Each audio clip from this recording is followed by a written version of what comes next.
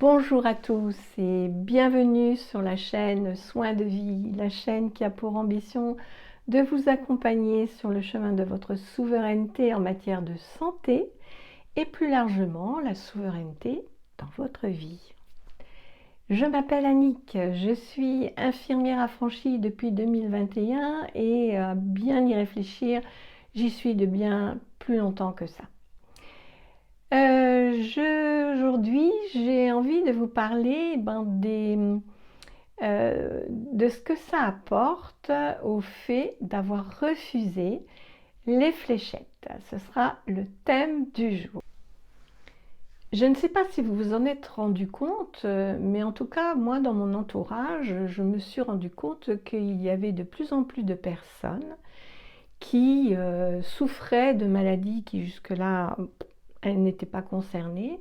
Ce sont des personnes qui sont dans la fleur de l'âge, des jeunes personnes, et on leur diagnostique des problèmes cardiaques, alors que c'était des sportifs, avec une vie saine, aucune raison de développer une maladie cardiaque, d'autant qu'au niveau génétique, au niveau de la famille, il n'y a pas d'antécédents de cet ordre-là. C'est un exemple. D'autres exemples, j'ai une amie par exemple à qui on avait diagnostiqué il y a une trentaine d'années une sclérose en plaques, laquelle était vraiment à évolution très très lente. Et bien depuis qu'elle a été fléchettée, et bien cette sclérose en plaques en fait a pris une proportion beaucoup plus importante et elle devient de plus en plus invalidante. D'autres exemples des cancers qui avaient été guéris, guéris et qui depuis des années et des années, plus de 10 ans, et puis qui subitement reflambent. Et puis d'autres cancers spontanés chez des personnes qui jusque-là étaient en bonne santé et vivaient une vie tout ce qui est de plus saine. Et alors c'est certain, on ne peut pas forcément, on n'a pas de preuves par rapport à ça, mais en fait c'est un constat. Et je me demande si vous aussi, de votre côté, vous avez constaté que depuis 2021, et je trouve que 2022 et 2023, et voire même depuis ce début d'année, je trouve que le nombre de personnes qui sont concernées par des problèmes de santé soudains et puis qui s'enflamment et sont de plus en plus nombreux. Et je ne parle pas non plus de décès de jeunes personnes. Et de jeunes personnes qui sont sportives et qui sont vraiment font attention à ce qu'ils mangent, ont une hygiène de vie tout à fait correcte, et que dans d'autres temps, il n'y aurait pas eu ce problème-là. Donc il y a peut-être d'autres facteurs, mais qui sont liés. Bon. Cela dit, je constate quand même qu'il y a vraiment de plus en plus de gens dont la santé s'affaiblit. Et vous, de votre côté, est-ce que vous avez aussi fait le constat de cette situation où il y a beaucoup de monde autour de vous, dans votre entourage, euh, dont la santé décline, ou la santé est beaucoup plus fragile que d'ordinaire, alors que ce sont des personnes qui ont une vie on ne peut plus saine? Alors dites-le moi en commentaire dites-le moi en commentaire, tout simplement. Voilà. Et on en discutera peut-être en fonction de ce que vous me dites, ce sera peut-être le sujet d'autres vidéos. Alors pourquoi refuser les fléchettes? Alors il y a plusieurs raisons. La première, ça peut être parce que vous avez fait une expérience personnelle avec des complications suite à une fléchette, une inoculation, même qui paraissait anodine, d'après d'après le Vidal par exemple, et pourtant vous avez eu des réactions bizarres et qui vous ont questionné. C'est mon cas, je l'ai expliqué dans une vidéo précédente, où en fait ma santé a été vraiment altérée et donc ben, j'ai fait une première prise de conscience, mais pour autant je m'étais dit que pour mon aîné, mon fils aîné, eh bien oui, ben, la fléchette d'été polio, c'était anodin, et puis que bon, ça allait passer comme une lettre à la poste. Sauf qu'il a fait une méga réaction avec une hyperthermie voisinant les 40 et donc il délirait, il n'avait que quelques mois, donc il avait 3 mois. Et je peux vous assurer que j'ai tellement eu peur que là je me suis dit allez stop. Là, on arrête et puis on se renseigne, enfin voilà. Et donc, je me suis renseignée. Et après, ben, en se renseignant, on découvre que oui, il y a des effets secondaires, mais il y a aussi des adjuvants qui sont dans ces fléchettes qui, ben, on se demande vraiment à quoi ça sert et qui sont pour moi, en tout cas, des corps étrangers. Et qui dit corps étranger, dit réaction du corps pour l'expulser, tout simplement. Hein. Ça fait partie du système immunitaire, donc il n'y a pas que par rapport à un virus ou une bactérie qui est atténuée, mais aussi par rapport aux corps étrangers qui sont dans dans la même ampoule. Voilà. Donc ça, c'est une première raison. La deuxième raison, c'est que, ben, en tout cas, je pense que mon corps n'appartient qu'à moi. Et que je suis adulte et responsable. Et qu'en tant qu'adulte responsable, eh bien, j'ai le droit de donner mon accord ou de refuser. Ça fait partie de ma liberté individuelle, ça fait partie de mon libre arbitre. Et en tant que tel, eh bien, même si je me trompe dans mon choix, eh bien, j'assume mon choix. Et si ce choix s'avère, comment dire, si ce choix m'est néfaste, eh bien, je l'accepte et puis je trouve une solution pour justement revenir sur la bonne voie. Et donc, ça, c'est la deuxième raison.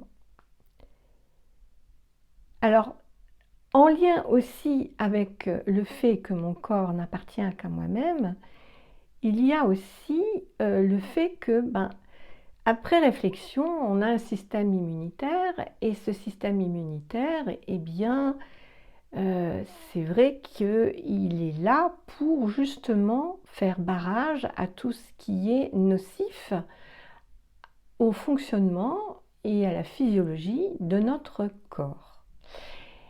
Et donc ce système immunitaire, il est bienveillant et il a pour vocation d'emprisonner en fait ces molécules qui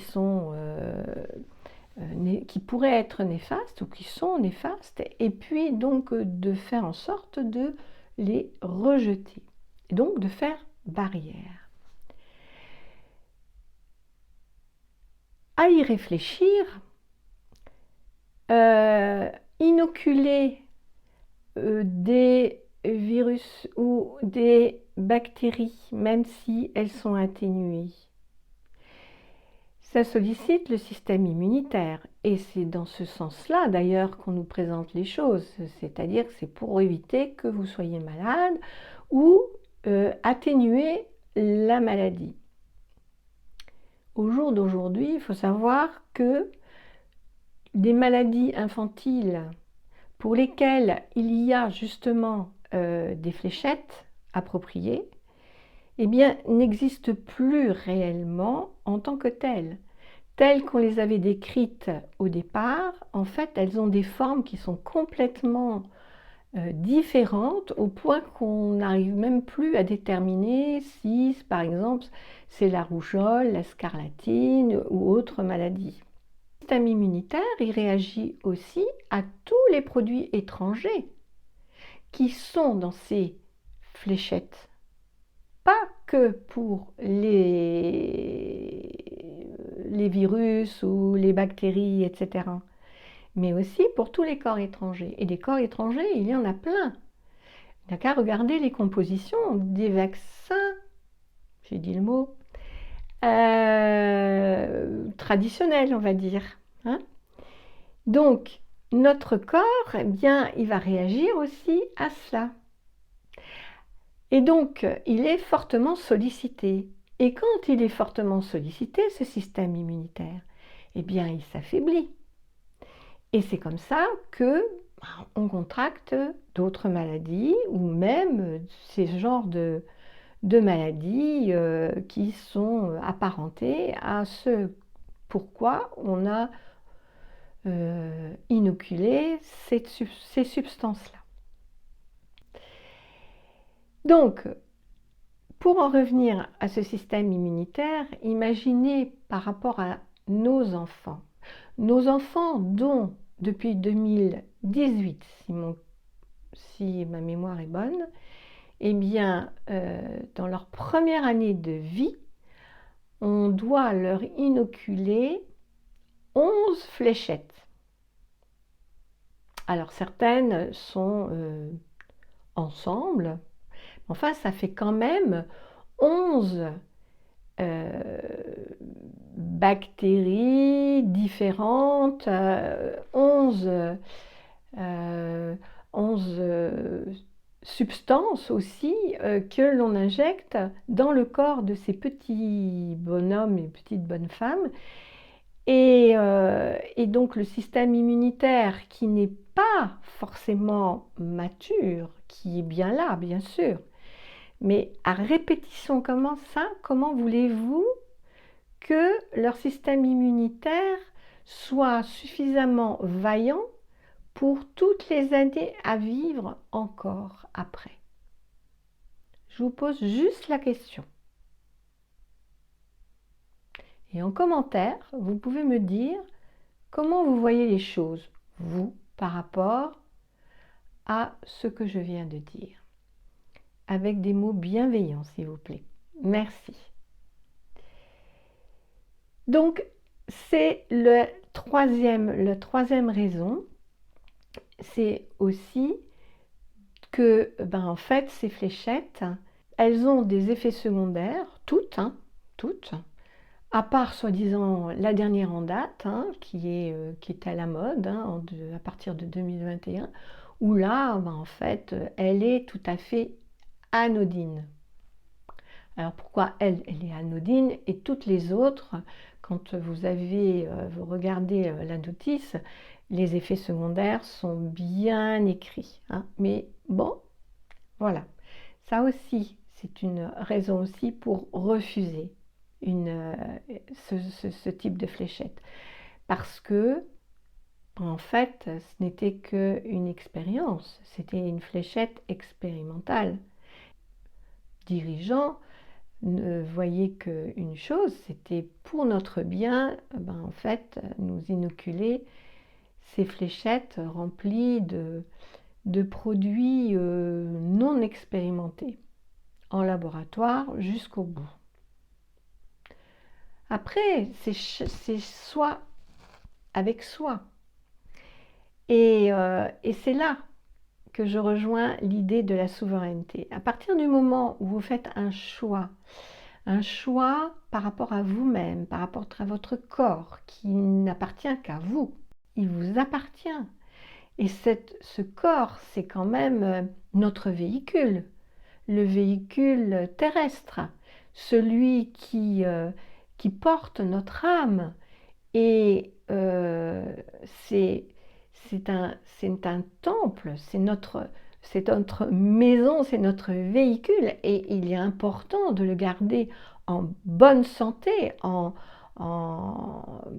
vraiment de faire en sorte qu'il puisse nous amener vers une vie longue et épanouissante, pardon, en pleine forme. Pourquoi devrions-nous devenir souffrants, malades, en vieillissant?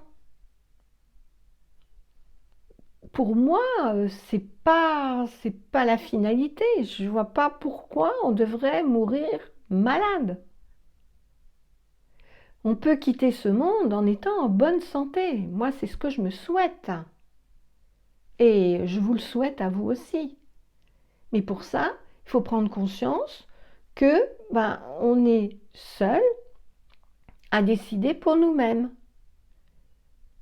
et se donner l'amour suffisant pour avancer sur notre chemin de vie et nous accomplir, nous épanouir. Parce que je ne vois pas pourquoi je me suis incarnée sur cette terre pour en fait ne faire que souffrir et ne pas être épanouie.